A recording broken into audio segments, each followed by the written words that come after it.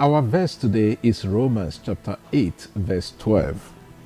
So then, brothers, we are debtors, not to the flesh, to live according to the flesh. Our last reflection on Romans looked at a mind set on the flesh, a mind at enmity with God. Paul continues along that line in our verse today. He makes a strong statement: we are not debtors to the flesh. Opheletes in Greek means a debtor, one who is owing money or goods. It also means what one is obliged to or is obligated to. Paul argues that we are not in the flesh, but the Spirit, and that the Spirit of God dwells in us, so we belong to God. Read Romans chapter 8, verse 9. Paul reminds his audience that before they knew Christ, they were under sin and indebted to the things of the flesh. Read Romans chapter 6, verse 16, chapter 7, verse 17.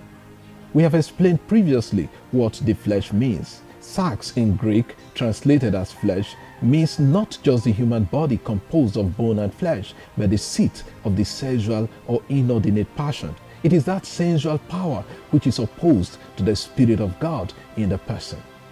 Therefore, the flesh is our human desire and action, which is not in accordance with the plan or the will of God. Now, the Christians in Rome have become new creatures. They are no longer under the control of the flesh, but the Spirit of God. Suppose we are not debtors to the flesh. If we do not owe the flesh anything, then we must be indebted to something else. There cannot be a vacuum. If we do not fill our minds with what is God, the devil will come in and make a home there. Read Luke chapter 11, 24 to 26. We are in fact indebted to the Spirit of God. Our obligation is to live by that Spirit. The challenge before us always is to know when the flesh is taking the better part of us. The more we are carried away by the things of the world and the flesh, we become obligated to them and live according to the dictates of the flesh. Let us ask God today for the grace to live above the flesh. St. Paul says, "For if you live according to the flesh, you will die. But if by the Spirit you put to death the deeds of the body, you will live."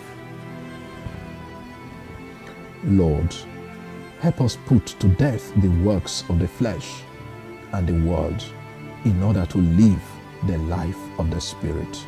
Amen. God bless you. Have a lovely day.